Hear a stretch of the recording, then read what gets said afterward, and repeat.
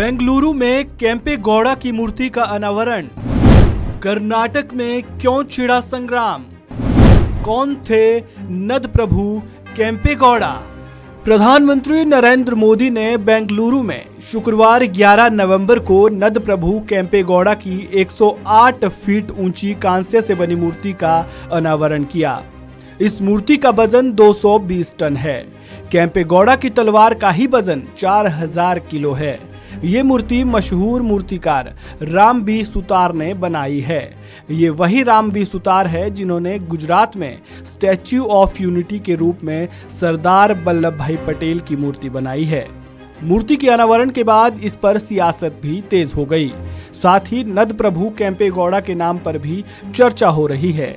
अगर आपके मन में भी यही सवाल है तो घबराएं नहीं, यहाँ आपको आपके सभी सवालों के जवाब मिल जाएंगे। इस रिपोर्ट में हम आपको बताएंगे आखिर नद प्रभु केम्पे गौड़ा कौन है, नद प्रभु केम्पे गौड़ा का बेंगलुरु शहर से क्या रिश्ता है, बीजेपी को इसका क्या फायदा मिलेगा, मूर्ति अनावरण के बाद आखिर कांग्रेस बीजेपी पर क्यों हमलावर है। तो चलिए शुरू से शुरू करते हैं। नद प्रभु केम्पे गौड़ा विजयनगर साम्राज्य के शासक थे। केम्पे गौड़ा का जन्म येलहांका में हुआ था और वे दूसरे सामंतों से काफी अलग थे। 1537 में उन्होंने ही बेंगलुरु की स्थापना की थी। यहाँ उन्होंने कन्नड़ भाषा में कई शिलालेख बनवाए थे। केम्पे गौड़ा का परिवार 15वीं सदी में तमिलनाडु के कांची से कर्नाटक आ गया और विजयनगर साम्राज्य का शासन संभाला।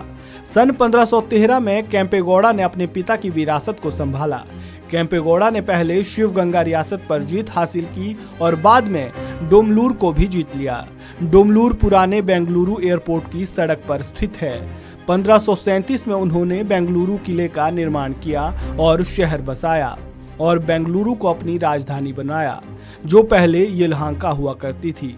केम्पे गौड़ा ने लगभग 46 साल तक विजयनगर साम्राज्य पर शासन किया। ये तो हुई केम्पे गौड़ा से जुड़ी जानकारी। अब जरा ये जान लीजिए कि बीजेपी को केम्पे गौड़ा की मूर्ति बनाने से क्या फायदा होगा। प्रधानमंत्री मोदी की ओर से केम्पे गौड़ा की मूर्ति का अनावरण करना राजनीतिक लिहाज से भी बेहद अहम माना जा रहा है। कर्नाटक में अगले 6 महीने में चुनाव होने हैं। माना ये जा रहा है कि इस कदम के जरिए बीजेपी केम्पे गौड़ा की इस विरासत का इस्तेमाल कर्नाटक के बोकागलिगा बेल्ट में अपनी किस्मत चमकाने के लिए कर रही है। केम्पे गौड़ा बोकागलिगा समुदाय की अगड़ी जाति के सामंत थे। पुराने मैसूर या दक्षिणी कर्नाटक इलाके में इस समुदाय का वर्चस्व रहा है। बोकालिगा लिंगायत समुदाय की दूसरी अगड़ी जातियों के उलट है। उत्तरी कर्नाटक में लिंगायतों का वर्चस्व है, लेकिन ये पूरे राज्य में फैले हैं। दक्षिण कर्नाटक में बेंगलुरु, मांड्या, मैसूरू, चामराजनगर, हासन, चिंगमैलुरु, तुमकुरू और कोल्लार जिले आते हैं।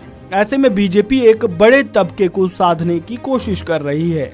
इस मूर्ति की खास बात यह है कि जिस तरह से राम मंदिर के निर्माण के लिए देश के हर जिले से ईंटें लाई गई थी, उसी तरह से केम्पे गौड़ा की मूर्ति के लिए राज्य के 31 जिलों से मिट्टी लाई गई थी।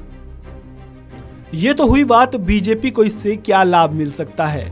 अब ये जान लीजिए कि आखिर कांग्रेस बीजेपी पर क्यों आरोप लगा रही है। कांग्रेस ने केम्पे गौड़ा की मूर्ति के उद्घाटन को लेकर सवाल उठाए हैं। कर्नाटक कांग्रेस के अध्यक्ष डीके शिव कुमार ने कहा कि केम्पे गौड़ा की मूर्ति बनाने के लिए सरकारी पैसों का इस्तेमाल करना गलत है। ऐसा क्यों किया? उन्होंने कहा कि केम्पे गौड़ा इंटरनेशनल एयरपोर्ट का जिम्मा बेंगलुरु इंटरनेशनल एयरपोर्ट लिमिटेड यानी VIAL के पास है और उसे ही इस मूर्ति का खर्चा उठाना चाहिए था। सरकारी पैसे से बनी प्रतिमा को स्थापित करना अपराध है।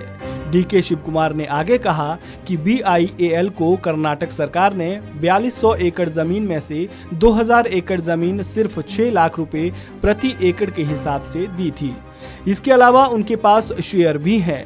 ऐसे में VIAL को ही मूर्ति बनाने का खर्च उठाना चाहिए था।